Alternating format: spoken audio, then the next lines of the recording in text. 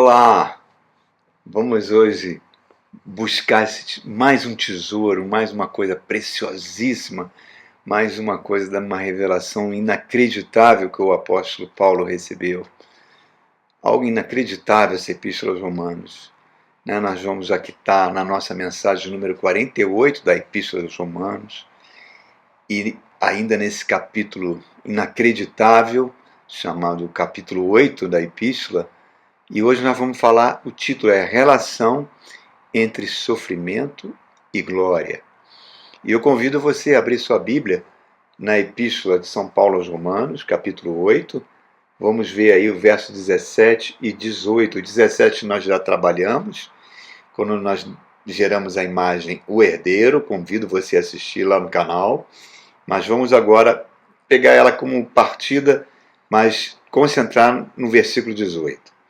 Fala assim: se somos filhos, então somos herdeiros, herdeiros de Deus e co-herdeiros de Cristo, se de fato participamos dos seus sofrimentos, para que também participemos da sua glória.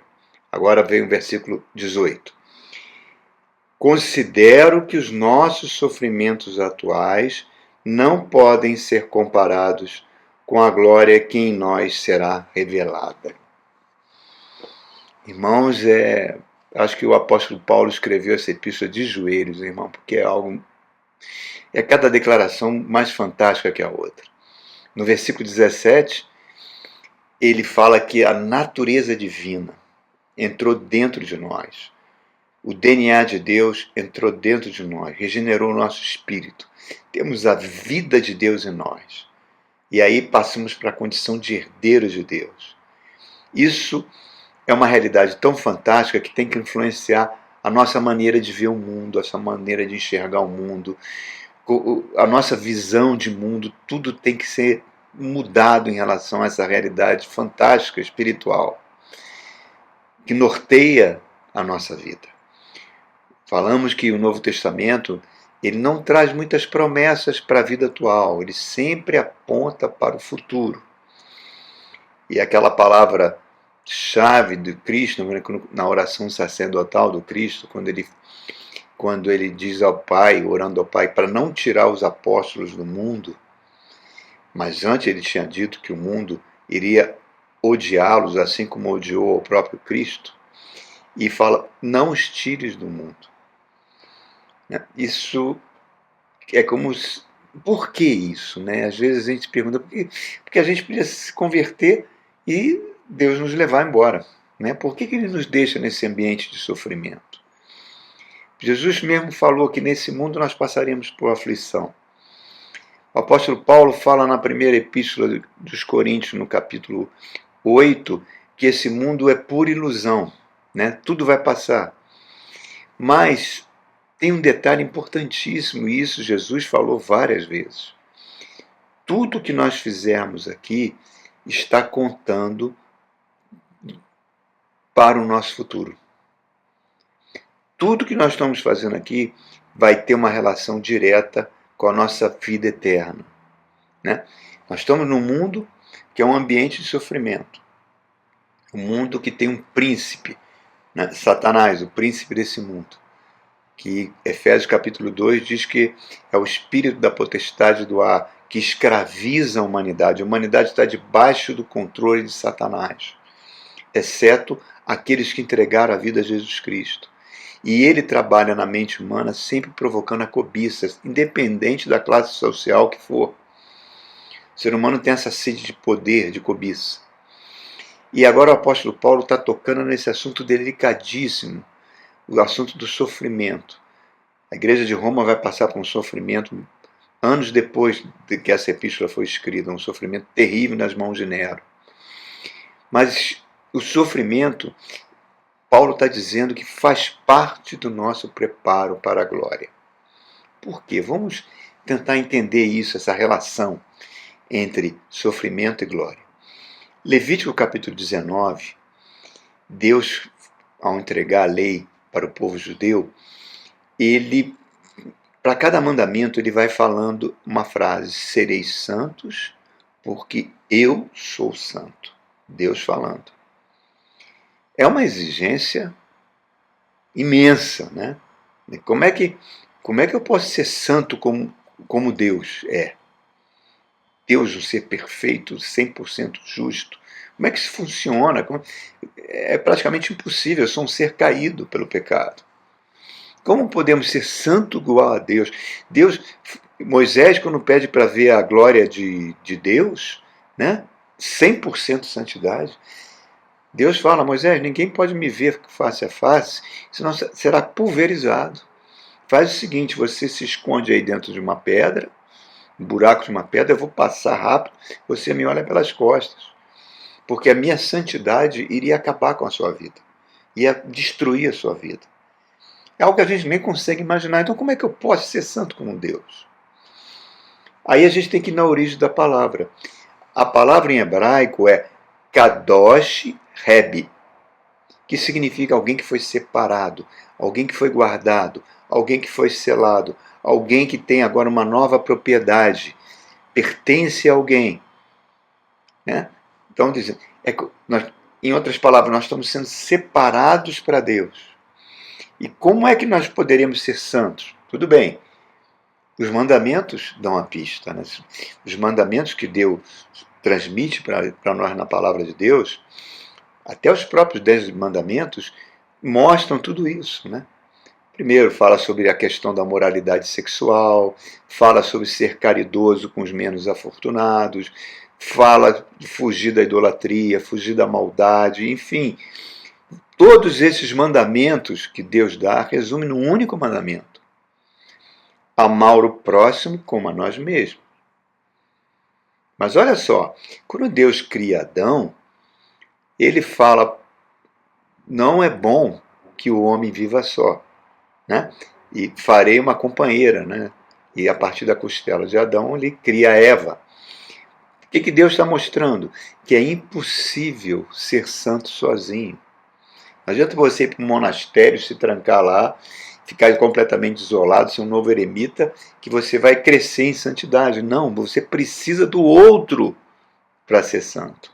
Você precisa do outro. Então, isso que é interessante. Então, Deus nos coloca aqui, em outras palavras, para que a gente aprenda a amar o próximo e se santifique nisso, dentro de um ambiente de sofrimento que é esse mundo. Nós vivemos no meio de muita impureza, no meio de muita decadência. A nossa sociedade, toda hora tu liga a televisão, você fica horrorizado, principalmente o Brasil, né? Que é o maior país cristão do mundo, é uma sucessão de notícias terríveis, trágicas. A sociedade moderna é cheia de armadilhas, cheia de ciladas sem fim, que sempre ameaça nos arrastar para baixo, nos afogar na iniquidade, no pecado. Então, nesse contexto, você amar o próximo é um mandamento impossível de ser cumprido, a não ser que a natureza de Deus venha fazer parte da nossa natureza. Por isso que nós precisávamos ser salvos. A salvação, o que Cristo conquistou na cruz do Calvário, e muitas vezes a gente canta, né? Tudo que Jesus conquistou na cruz é direito nosso, é nossa herança. Mas as pessoas não sabem exatamente que direito e que herança é essa. Pelo falso evangelho, pelas falsas pregações, as pessoas associam com coisas, com vitórias neste mundo. Mas não é bíblico isso. Não é bíblico isso.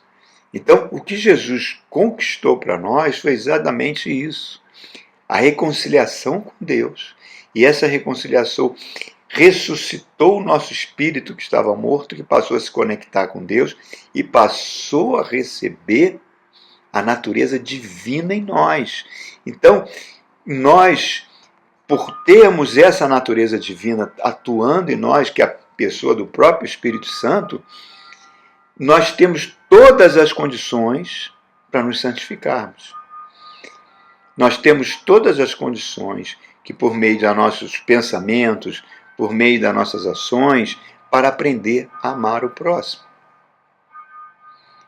Então, quando a gente chega nesse verso 18 aqui, que o apóstolo está dizendo para a gente, considero que os nossos sofrimentos atuais não podem ser comparados com a glória que em nós será revelada, o que ele está mostrando para a gente é que a glória aponta para uma nova era.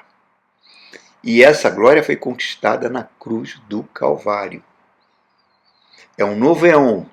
Então, os sofrimentos que eu estou passando agora não é para abalar minha fé, mas não, é para que eu cresça na fé, que eu me fortaleça na fé e encare os sofrimentos desse ambiente de sofrimento.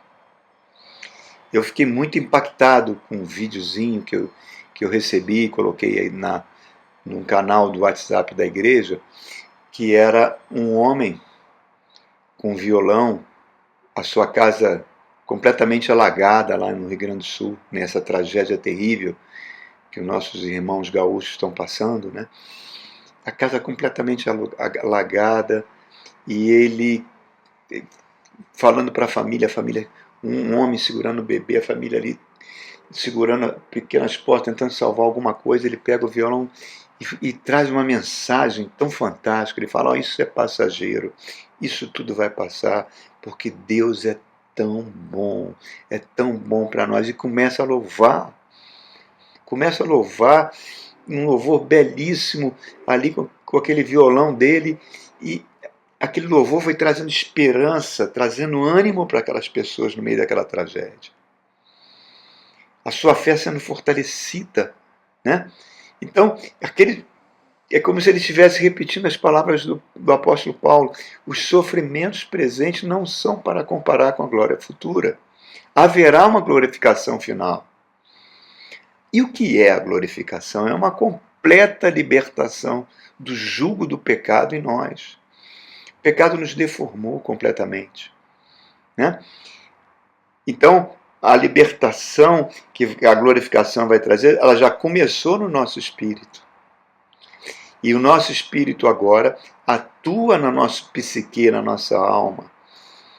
Que a alma é a sede de tudo o que aconteceu conosco no passado, que ainda nos machuca, que nos fere, que nos coloca para baixo. Então, a nossa alma precisa de cura.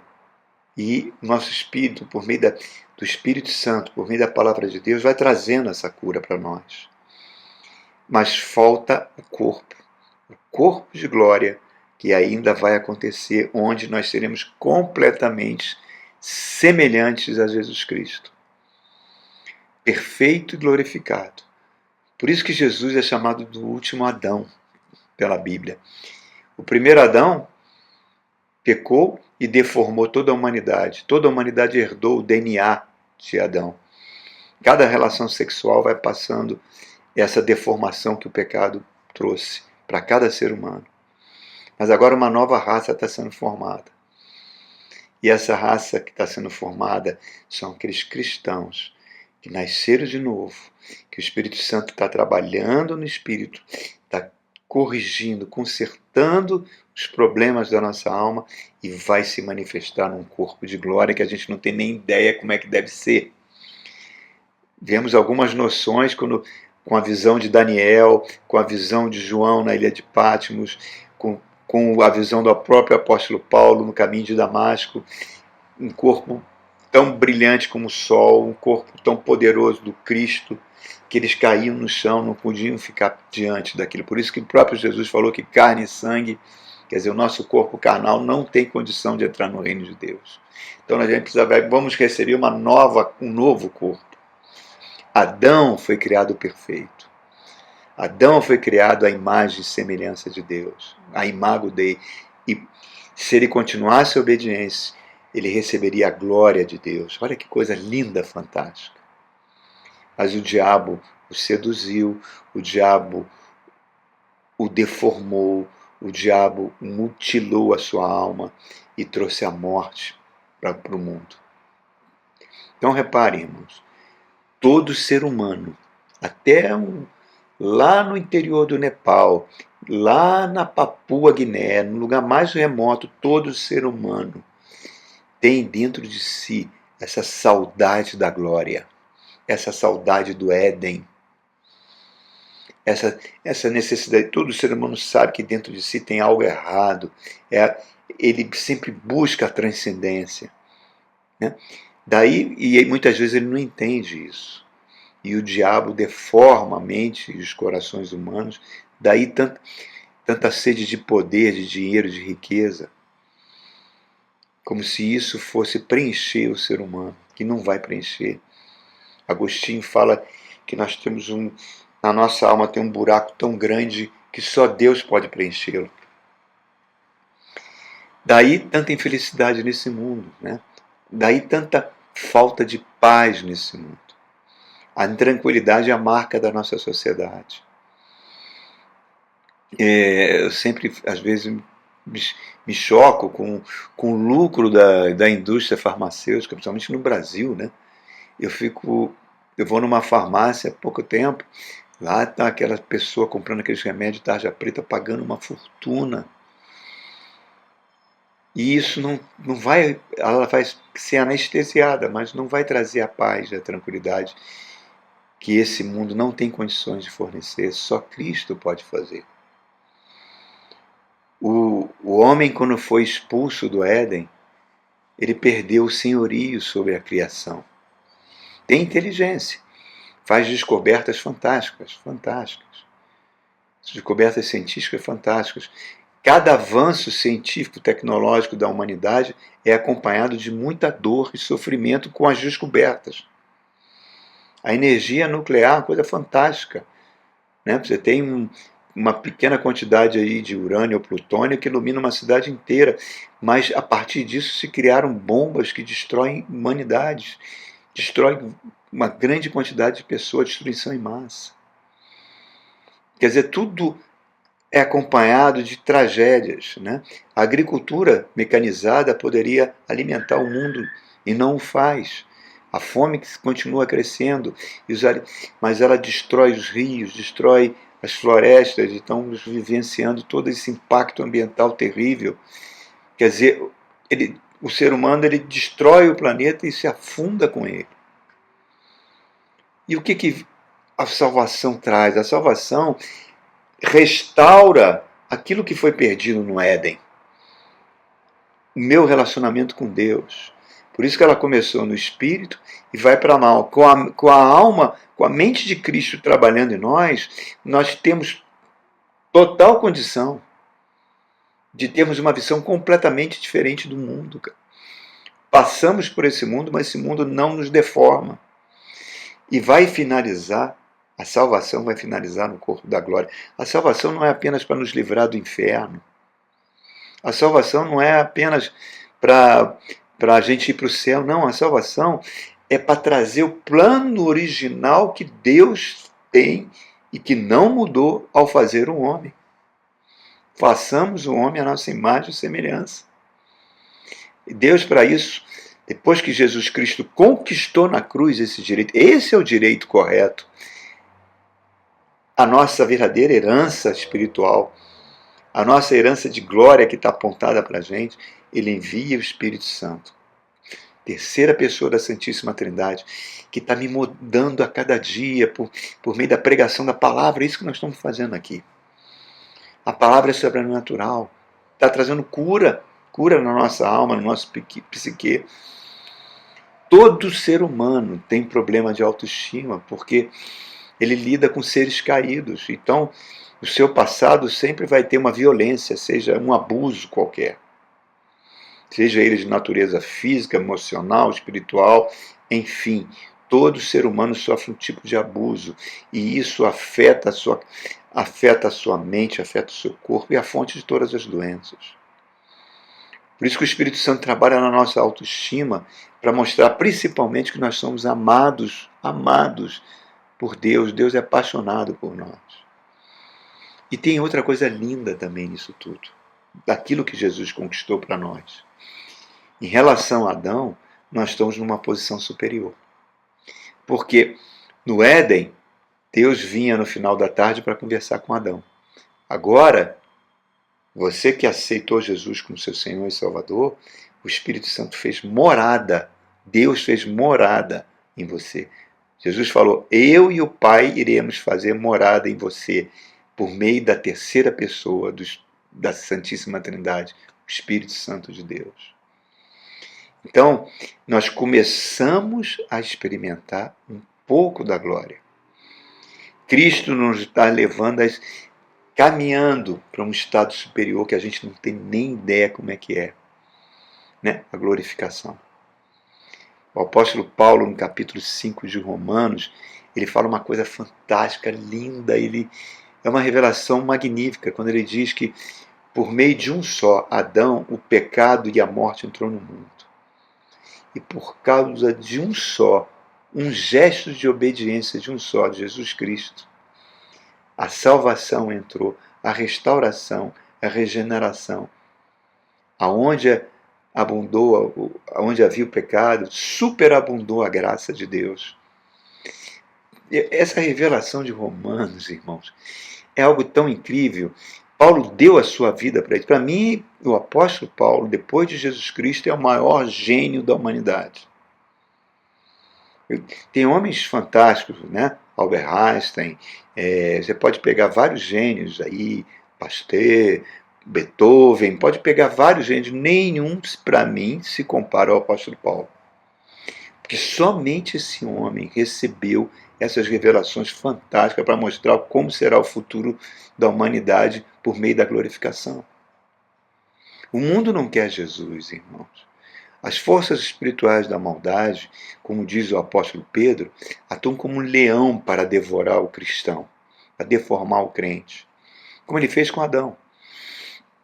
Então nós estamos num ambiente hostil, o sofrimento faz parte disso. E nós estamos caminhando a olhos vistos para aquilo que o apóstolo Paulo escreveu para Timóteo, pouco antes de ser decapitado por Nero. Olha só, segunda carta de Paulo a Timóteo, capítulo 3. Eu vou ler um trechinho aqui, irmãos. Olha só o que o apóstolo está falando sobre os últimos tempos, como é que será o ser humano. Saiba disto, nos últimos dias sobrevirão tempos terríveis. Os homens serão egoístas, avarentos, presunçosos, arrogantes, blasfemos, desobedientes aos pais, ingratos, ímpios, sem amor pela família, irreconciliáveis, caluniadores, sem domínio próprio, cruéis, inimigos do bem, traidores, precipitados, soberbos, mais amantes dos prazeres do que amigos de Deus, tendo aparência de piedade, mas negando o seu poder. Afaste também deste. Irmão, parece que o apóstolo Paulo, ao escrever isso, estava vendo a CNN, estava vendo a Globo News, sei lá, qualquer grande emissora dessa. Porque é a realidade que nós estamos vivendo do ser humano hoje. Cada dia a gente fica horrorizado com o nível de maldade e violência que a gente está vendo. Isso é o homem sem Jesus Cristo. O homem sem Jesus só pensa no aqui e agora. Infelizmente, as falsas igrejas, as seitas evangélicas contribuem para isso, com pregações mentirosas. Então a gente está muito parecido, nós estamos vivendo tempos que a humanidade está muito parecida com os judeus na época do exílio, pouco antes do exílio da Babilônia.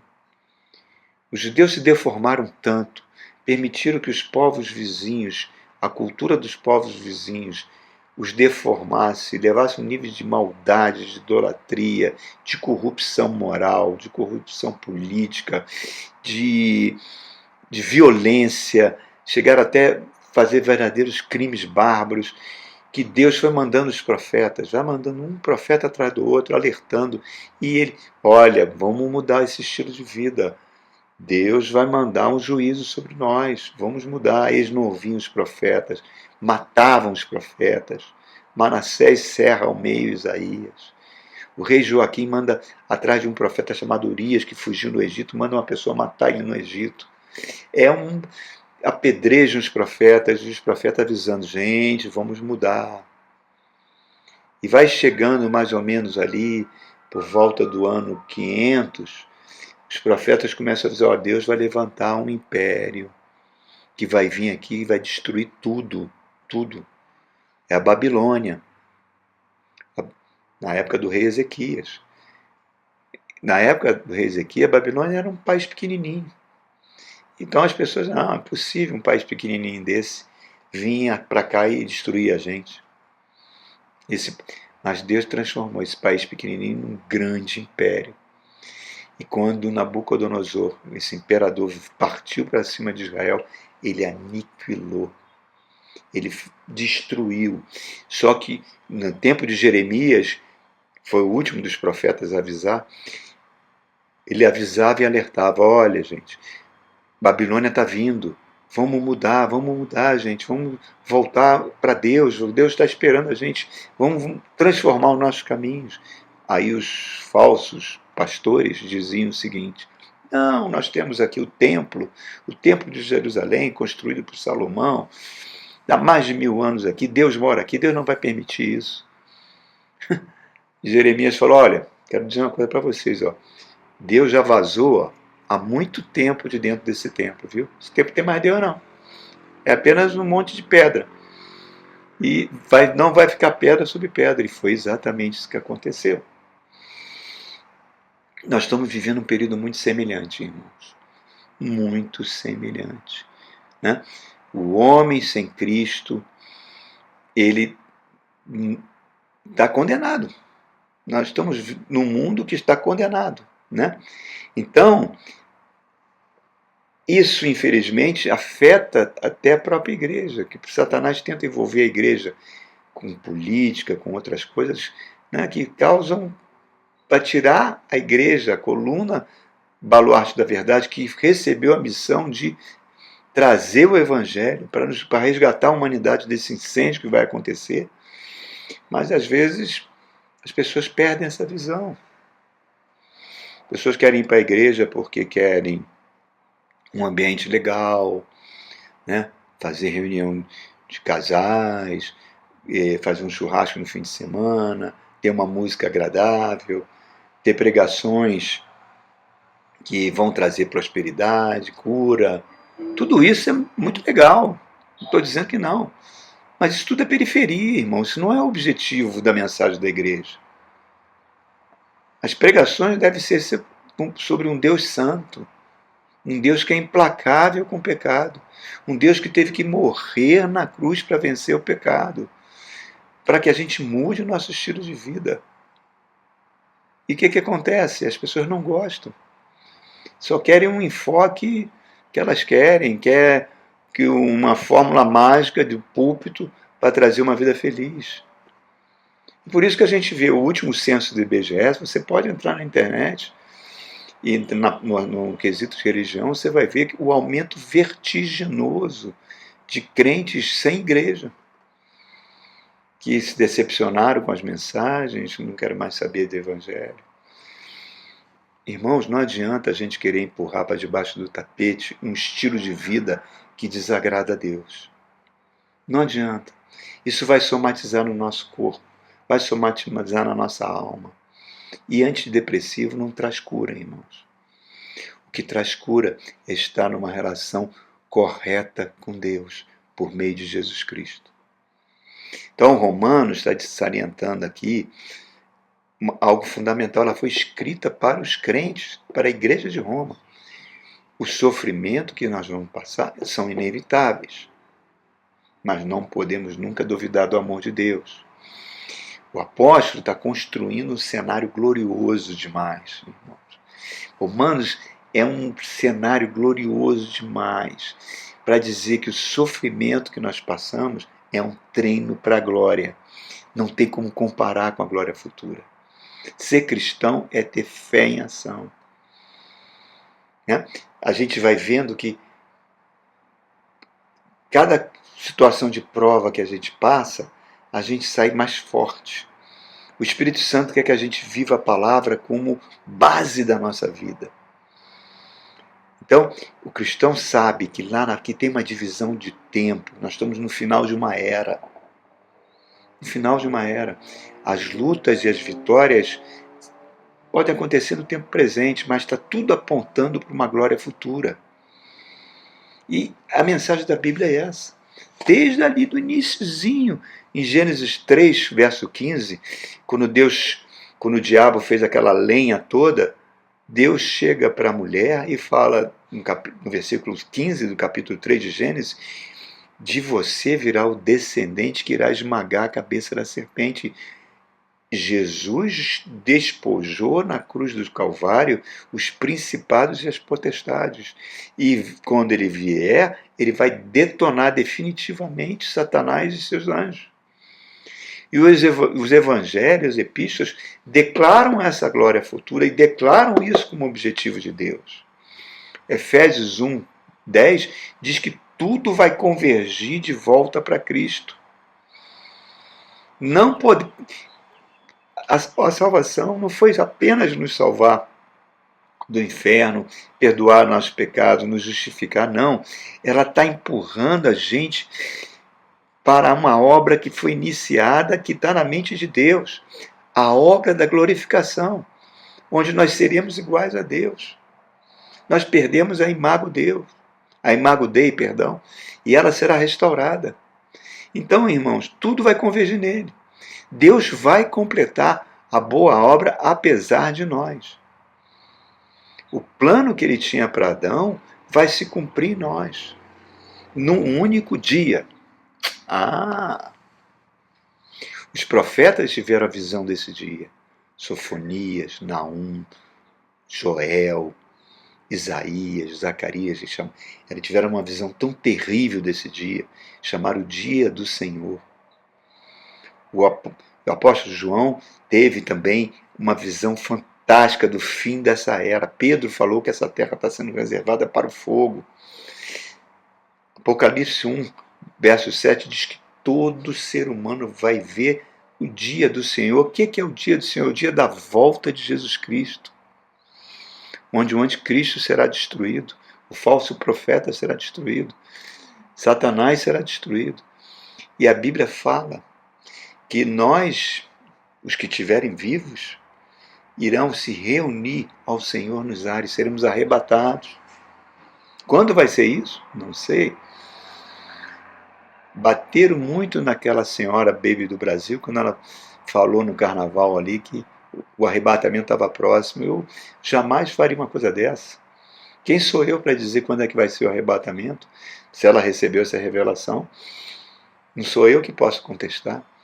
O que eu tenho para dizer é o seguinte, é que quando Cristo vier, quando o anjo tocar a trombeta, num piscar de olhos, assim, os mortos ressuscitarão primeiro, e os que estiveram vivos serão transformados no que ele é. Receberemos um corpo de glória, irmãos. Isso é tão fantástico. Paulo teve esse vislumbre da glória, né? Mais brilhante que o sol do meio-dia. Paulo, que passou por tanto sofrimento, tantas lutas, e foi privilegiado, que diz que ele teve uma visão que subiu ao terceiro céu e viu coisas que ele não pode nem escrever. Ele tem autoridade para dizer para mim e para você que os sofrimentos do tempo presente não se comparam com a glória futura revelada a nós. São ingressos para a glória. Estamos envolvidos nessa ópera cósmica. Está sendo reservada para nós. Seremos semelhantes a Ele.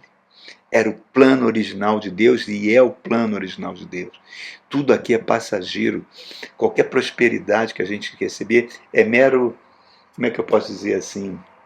É um dengo de Deus para conosco. Mas tudo é vaidade, é favor momentâneo.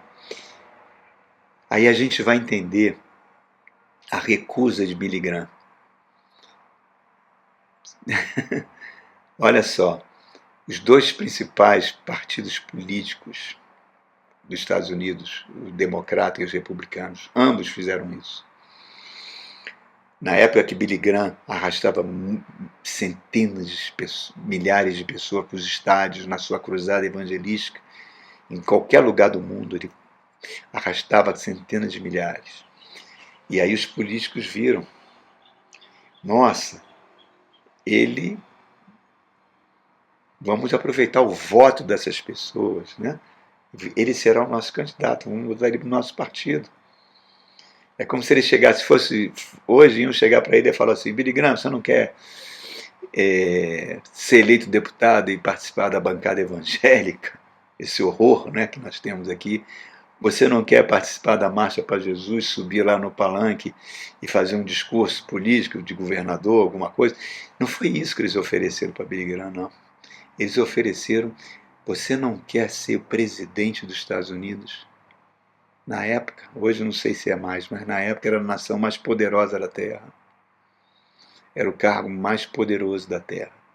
Sabe o que Billy Graham disse? Eu fui chamado para ser ministro do Evangelho. Não posso me rebaixar ao assumir um cargo desse. Um cargo de presidente dos Estados Unidos seria um rebaixamento. Irmãos, é isso aí. A gente está numa espécie de um grande teatro, gigantesco. Estamos sentados ali nas cadeiras da frente. Aí atrás vai ser encenada a grande ópera cósmica, né? Da volta de Cristo, da glorificação. A cortina começou a ser levantada e a gente sabe, a glória está ali, ó. A palavra está dizendo, a glória está ali, a gente começa a ver um vislumbre da glória. Aquilo que Paulo falou, o que nem olhos viram, nem ouvidos ouviram, e jamais entrou no coração humano, é aquilo que Deus tem reservado para aqueles que o amam. Então, irmãos, nós vamos ser os grandes atores dessa ópera cósmica. Seremos como Cristo é. Ele é o primogênito de muitos irmãos. Oh, coisa linda, irmão. Que revelação fantástica que o apóstolo Paulo recebeu. Norteie a sua vida à luz dessas verdades, irmãos. Não se abale com qualquer sofrimento que você esteja passando. Agradeça a Deus. Faça como aquele moço que pegou o violão e fez um louvor lindo para Deus no meio daquela inundação. Deus te ama e tem coisas magníficas para você. Fique com Deus e até o nosso próximo encontro.